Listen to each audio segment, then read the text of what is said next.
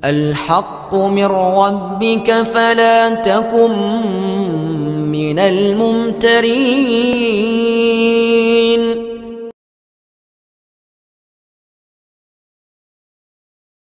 Dukun dakwah Al-Haqqu TV, pembangunan asrama, panti asuhan dan pondok pesantren Al-Haqqu, serta pembangunan Masjid Islamic Center Al-Haqqu. Salurkan donasi Anda melalui Bank Syariah Indonesia dengan nomor rekening 7726170370 dengan kode bank 451 atas nama Muhammad Rais, pengasuh panti asuhan dan pondok pesantren Al-Haqqu.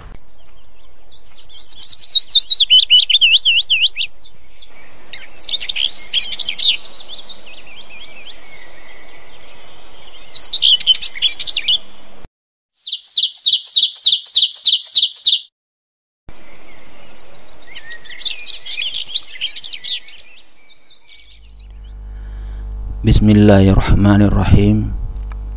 Assalamualaikum warahmatullahi wabarakatuh.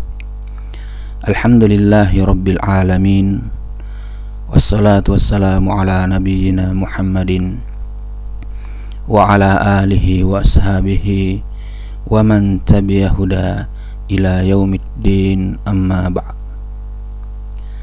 Para sobat Al-Haqqu TV dimanapun Anda berada, alhamdulillah kita bersua kembali dalam rangka melanjutkan penyampaian materi tentang Sirah Nabawiyah karya Asy-Syaikh Shafiyur Rahman Al-Mubarakfuri.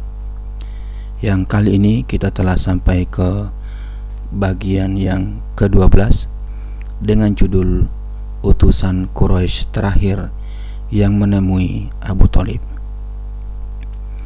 Mari kita lanjutkan materi ini.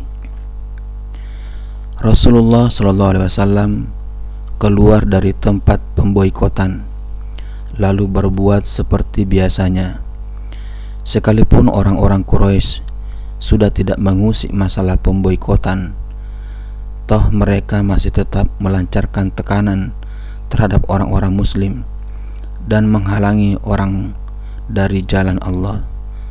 Abu Thalib sendiri masih melindungi anak saudaranya, tetapi usianya yang sudah uzur, yaitu lebih dari 80 tahun, ditambah lagi penderitaan dan kesulitan yang harus dijalani sebelum itu. Selama masa pemboikotan itu, dia pun jatuh sakit. Orang-orang Quraisy merasa takut terhadap nama baik mereka di kalangan bangsa Arab jika berbuat yang tidak-tidak terhadap anak saudaranya setelah Abu Thalib meninggal dunia. Maka dari itu mereka mengirim utusan sekali lagi, dan ini merupakan utusan Quraisy terakhir yang menemui Abu Thalib. Ibnu Ishaq dan lain-lainnya menuturkan, tatkala Abu Thalib sakit dan orang-orang Quraisy mengkhawatirkan keadaannya, mereka pun saling kasak-kusuk. Sesungguhnya Hamzah dan Umar sudah masuk Islam, sementara masalah Muhammad sudah menyebar di seluruh kabilah Quraisy. Kirimlah utusan kepada Abu Thalib agar bisa menerima imbalan tertentu dari anak saudaranya, dan dia harus menyerahkan dirinya kepada kita. Demi Allah, kita tidak akan merasa aman jika urusannya mencundangi kita. Dalam lafaz lain disebutkan, mereka berkata, kita khawatir orang tua ini meninggal, lalu bangsa Arab mencela kita karena kita berbuat sesuatu terhadap anak saudaranya. Atau mereka akan berkata, orang-orang Quraisy sengaja menelantarkan Abu Thalib, dan setelah dia meninggal mereka bisa berbuat semaunya terhadap anak saudaranya. Para utusan itu mendatangi tempat Abu Thalib dan berdialog dengannya. Mereka sendiri daripada pemuka kaumnya, seperti Utbah bin Rabi'ah, Syaibah bin Rabi'ah, Abu Jahal bin Hisham, Umayyah bin Khalaf, Abu Sufyan bin Harb, dan masih banyak lainnya yang jumlahnya kira-kira 25 orang. "Wahai Abu Thalib, kami tahu kedudukanmu di tengah kami, dan engkau juga tahu mengapa kami datang kali ini. Keadaanmu membuat kami cemas. Engkau juga tahu apa yang terjadi di antara kami dan anak saudaramu. Panggillah dia, ambil apapun dari kami untuk diberikan kepadanya, dan engkau harus menyerahkan urusan dirinya kepada kami, agar dia berhenti mengganggu kami dan kami bisa menghentikan tindakannya, membiarkan kami dan agama kami." Maka Abu Thalib mengirim utusan memanggil Rasulullah SAW. Setelah beliau tiba, Abu Thalib berkata, "Wahai anak saudaraku, mereka ini adalah para pemuka kaummu. Mereka berkumpul karenamu. Mereka hendak memberi sesuatu kepadamu, dan mereka hendak mengambil yang lain darimu." Lalu Abu Thalib memberitahukan kepada beliau apa yang mereka tawarkan, tanpa ada pemihakan kepada salah satu pihak. Beliau bersabda kepada mereka, "Apa pendapat kalian jika aku menyampaikan satu kata saja yang kalian ucapkan? Niscaya kalian akan merajai bangsa Arab, dan non-Arab pun akan tunduk kepada kalian." Dalam lafaz lain disebutkan, beliau bersabda kepada Abu Thalib, "Aku ingin agar mereka sudi mengucapkan satu kata saja, yang dengan kata-kata itu semua bangsa Arab akan tunduk kepada mereka, dan orang-orang non-Arab akan menyerahkan pajak kepada mereka." Dalam lafaz lain disebutkan, beliau bersabda, "Wahai paman, apakah engkau tidak mau mengajak mereka kepada sesuatu yang lebih baik bagi mereka?" "Engkau hendak menyuruh mereka kepada apa?" tanya Abu Thalib. "Aku hendak mengajak mereka agar mengucapkan satu kata saja, yang dengan kata itu seluruh bangsa Arab akan tunduk kepada mereka, dan mereka bisa merajai orang-orang non-Arab."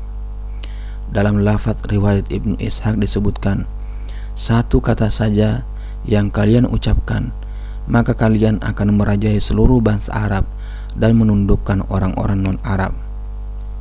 "Apa satu kata yang engkau maksudkan itu?" tanya Abu Jahal.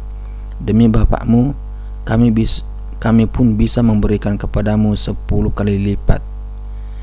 Kami pun bisa memberikan kepadamu 10 kali lipatnya." Beliau bersabda, "Kalian harus mengucapkan La ilaha illallah dan meninggalkan apa yang kalian sembah selain dia."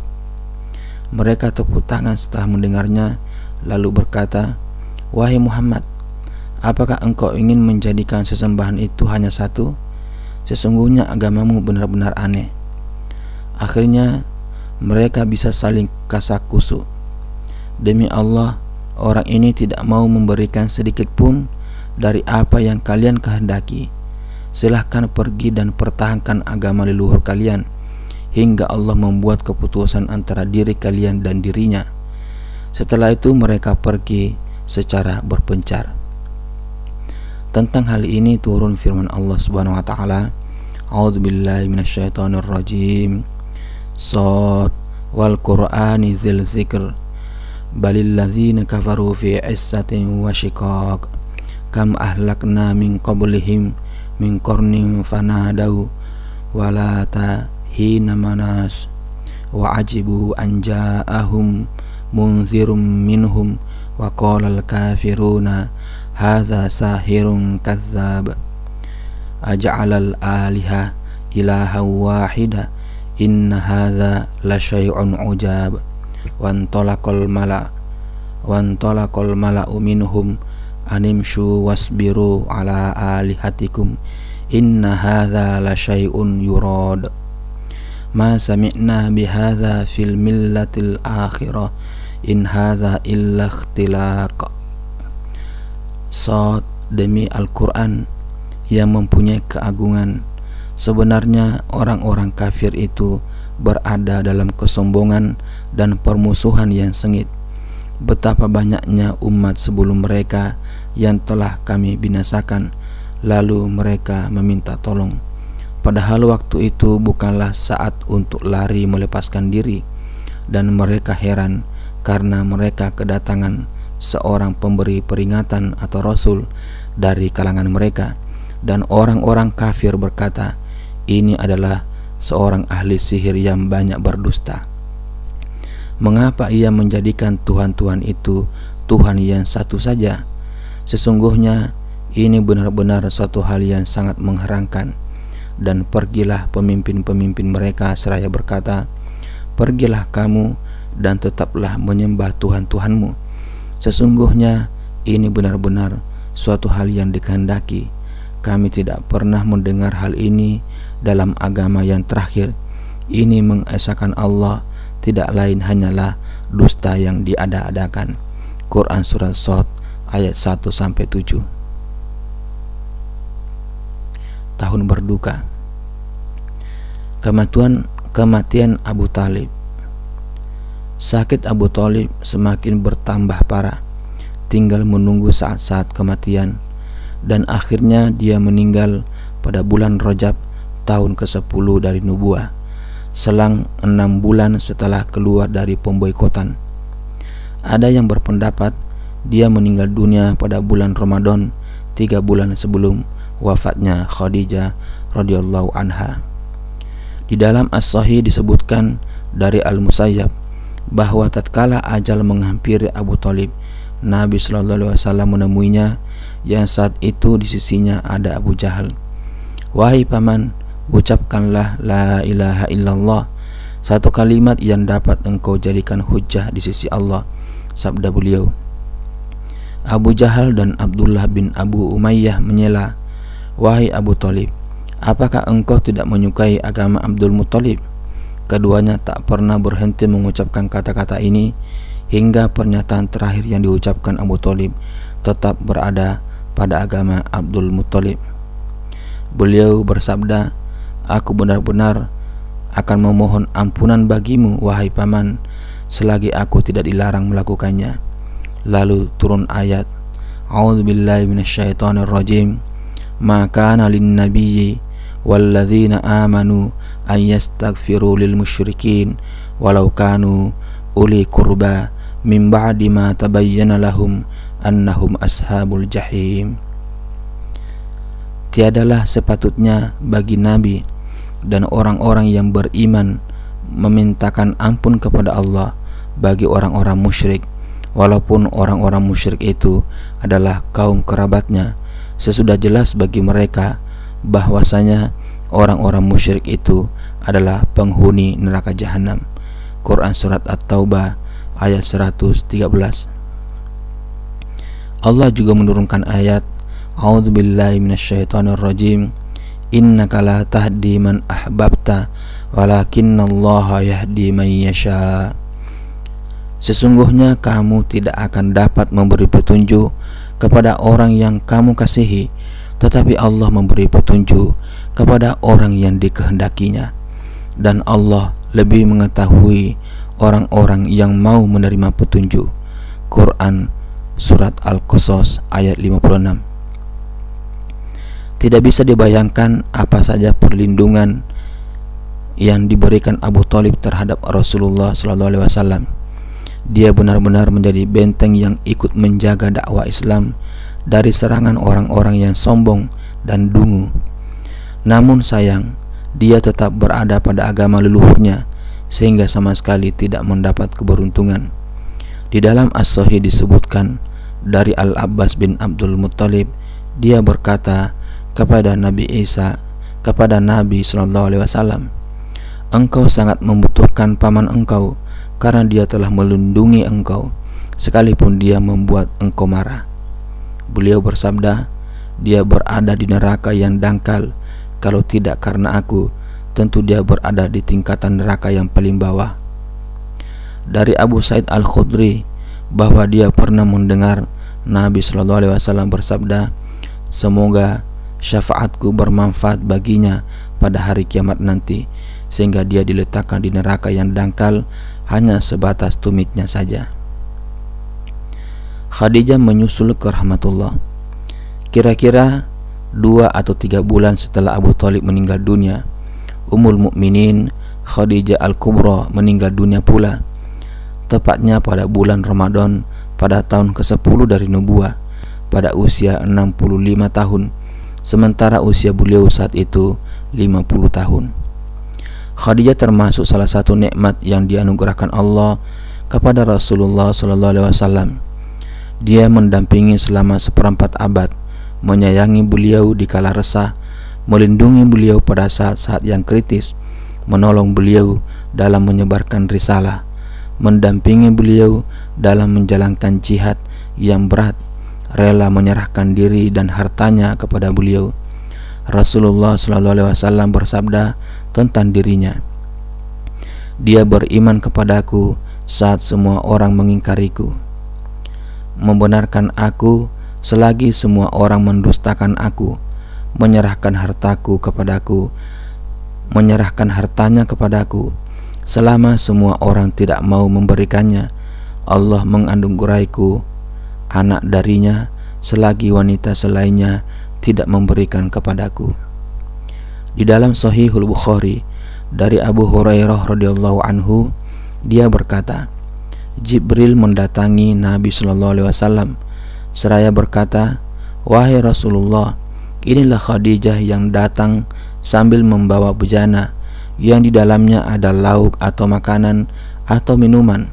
Jika dia datang, sampaikan salam kepadanya dari Rabb-nya dan sampaikan kabar kepadanya tentang semua rumah di surga yang di dalamnya tidak ada suara hiruk pikuk dan keletihan." Duka yang bertumpu-tumpu. Dua peristiwa ini terjadi dalam jangka waktu yang tidak terpaut lama, sehingga menorehkan perasaan duka dan lara di hati Rasulullah SAW. Belum lagi cobaan yang dilancarkan kaumnya, karena dengan kematian keduanya mereka semakin berani menyakiti dan mengganggu beliau. Mendung menjadi bertumpuk-tumpuk sehingga beliau hampir putus asa menghadapi mereka. Untuk itu beliau pergi ke Taif dengan setitik harapan mereka berkenan menerima dakwah atau minimal mau melindungi dan mengulurkan pertolongan dalam menghadapi kaum beliau. Sebab beliau tidak lagi melihat seseorang yang bisa memberi perlindungan dan pertolongan, tetapi mereka menyakiti beliau secara kejam yang justru tidak pernah beliau alami sebelum itu dari kaumnya. Apa yang beliau alami di Makkah juga dialami para sahabatnya, hingga sahabat karib beliau Abu Bakar As-Siddiq berniat hijrah dari Makkah. Maka dia pergi hingga tiba di Barkil Gomat, tempat yang ditujunya adalah Habasyah. Namun akhirnya dia kembali lagi setelah mendapat jaminan perlindungan dari Ibnu Duguna. Menurut Ibnu Ishaq, setelah Abu Thalib meninggal dunia, orang-orang Quraisy semakin bersemangat untuk menyakiti Rasulullah SAW daripada saat dia masih hidup, sehingga ada di antara mereka yang tiba-tiba mendekati beliau lalu menaburkan debu di atas kepala beliau. Beliau masuk rumah dan debu-debu itu masih memenuhi kepala. Lalu salah seorang putri beliau bangkit untuk membersihkan debu-debu itu sambil menangis. Beliau bersabda kepadanya, "Tak perlu menangis wahai putriku, karena Allah akan melindungi bapakmu." Pada saat-saat seperti itu beliau juga bersabda, "Aku tidak pernah menerima gangguan yang paling kubenci dari Quraisy hingga Abu Thalib meninggal dunia." Karena penderitaan yang bertumpu-tumpu pada tahun itu, maka beliau menyebutnya sebagai Amul Huzni, tahun duka cita, sehingga julukan ini pun terkenal dalam sejarah. Menikah dengan Saudah. Pada bulan Syawal tahun ke-10 dari nubuah, Rasulullah SAW menikahi Saudah binti Zam'ah. Dia termasuk orang-orang yang lebih dahulu masuk Islam, ikut hijrah ke Habasyah yang kedua. Mantan suaminya adalah As-Sakran bin Amr yang juga masuk Islam dan hijrah bersamanya pula.